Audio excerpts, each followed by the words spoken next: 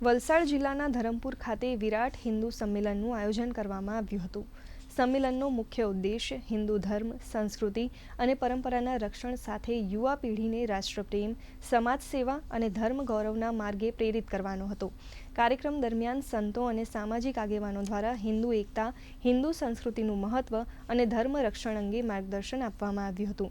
આ પ્રસંગે સદગુરુધામ બરુમાળના સ્વામી વિદ્યાનંદજી સરસ્વતી મહારાજ, સાધ્વી કૃપાનંદ સરસ્વતીજી, પ્રેમાનંદ સરસ્વતીજી મહારાજ, હિન્દુ સમાજના અગ્રણીઓ અને મોટી સંખ્યામાં શહેરીજનો ઉપસ્થિત રહ્યા હતા।